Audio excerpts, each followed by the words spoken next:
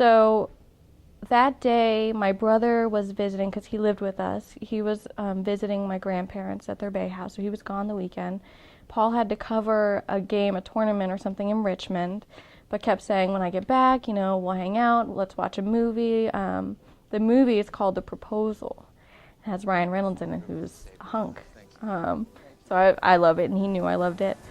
So he said, but he put some emphasis on it in retrospect. I realized that he was like, we will watch this movie. So we're going to come home, we're going to watch this movie. And I said, okay.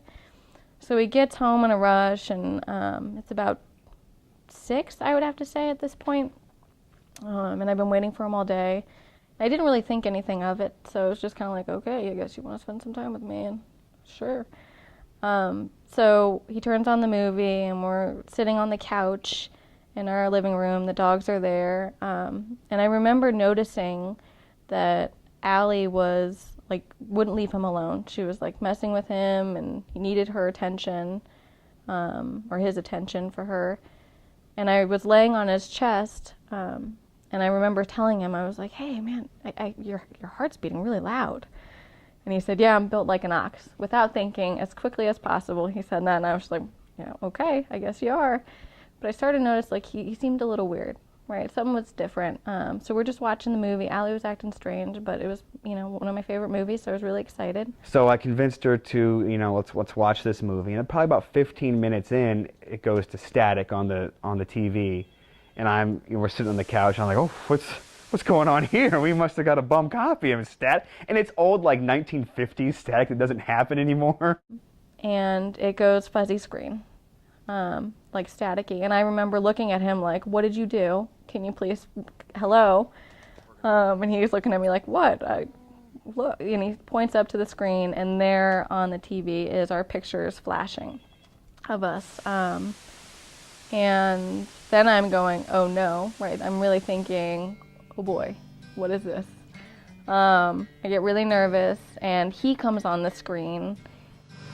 Hey Rachel, it's Paul Frummelt, your boyfriend, the guy sitting right next to you. By the way, how's it going, Paul? It's looking pretty good. So we all know that I'm not a very good public speaker, so I decided to record this so I could do more than one take. There are a few things that I'd like to say to you, and we'll get right back to the movie. Rachel, since the moment I met you, I knew that I wanted to marry you. The only reason it's taken these 6 years to make it official is I wanted to make sure that I was a man worthy of marrying you. So Paul, if you want to go ahead and reach under the coffee table, you'll find something that looks a lot like this. The Paul on the TV instructs the Paul on the couch.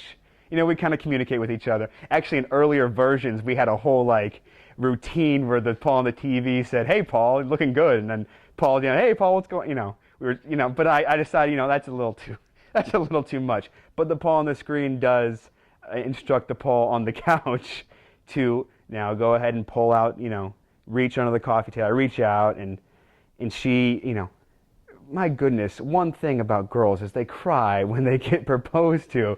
But Rachel didn't cry. She hit me, and she didn't say yes. She just hit me and said, "What?" I look at the ring for maybe a second, and I hug him, and he's like, "Oh, you gonna give me a kiss?" And I was like, "I don't know. I'm pretty sure I kissed him behind the ear in nervousness." And then, he asked if I said yes, and of course I did.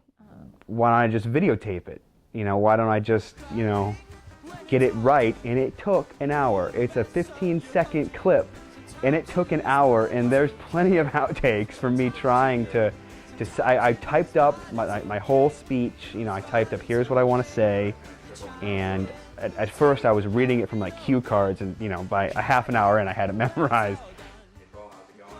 And it followed up with, we're big dog people, our dogs, so I dressed up my dogs in her clothes, and I pretended to practice on them, and I went to that, and it did the whole little credits and everything. So it was a nice little production. I thought it was a little original, and it served my purpose because I probably would have bumbled and stumbled if I did it live.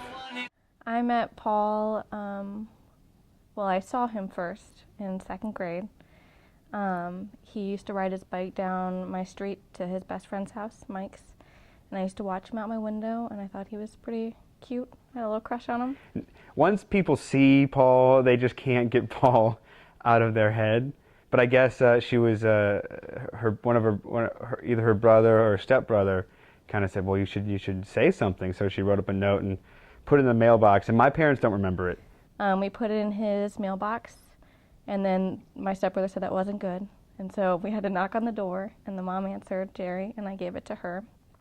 And that was that. That was it. I didn't hear anything from him. I saw him and still thought he was cute, but middle school we were separated by years. Then comes high school, and he is, this super hot football player, I first met Rachel officially in college.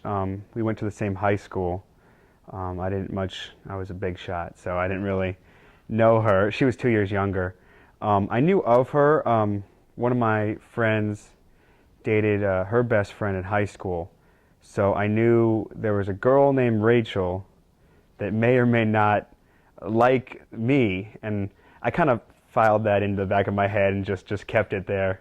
Just, it's good knowledge to have. The first weekend in college, I'm hanging out with someone from his grade who came down to kind of show me the place. And he said, hey, Paul Frommelt's having a party. And I was like, who? What?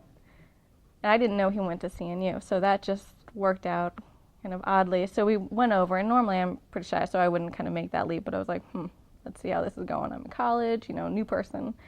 So we went over, and he wasn't there. Stango was there. His other roommate, Nathan, was there, but he wasn't there. So we're hanging out, and then finally he walks in the door, and, I'm expecting this, amazing moment, the light shining behind him. Instead, he comes in, and he's wearing this greasy Pizza Hut uniform. Oh, it's Pizza Hut. I came home in my Pizza Hut uniform, and I mean, girls love a man in uniform, so I figured I just wore it around town just to hope. And next thing, I know we're talking on Instant Messenger first, calling each other dorks and nerds, which is embarrassing. And I go over and hang out the first time, 3 a.m, 2 hours before crew practice, went over there, and we watched a movie, and we were just friends. Obviously, she's beautiful. I mean, anybody that sees her knows that. And she's smart. I think we're on the same level. I think she's might be a little smarter than me, but she's so it's pretty much it's old cliche, the looks, the brain. I mean, she's got it all, and I knew that immediately, and I've known that so for our whole 7-year relationship, and that's why I kind of latched on. I knew I had a winner, so I latched on. Paul, for me, has been, in the best way possible, this kind of like time machine back to childhood and enjoying all the simple things that you can. Everything's fun. If I'm in a bad mood, he has a way of doing things that most people would find irritating, but yet are funny and make me laugh and get out of the mood for the most part, depending on the timing. The goal for our, relationship, for our marriage is, I want to be just like my parents. My parents have a great marriage. They raised 4 great kids, and that's the gold standard right there. And I saw it firsthand. So, and Rachel sees it, and that's the kind of relationship that we want to have. It's not like what my parents had, because I see it and I like it. I like what's going on there, so I want to try to emulate that. And obviously, we want to have a nice family, raise kids, and just the 1950s white picket fence kind of thing. That's what we want to do. I mean, we want to be the all-American family.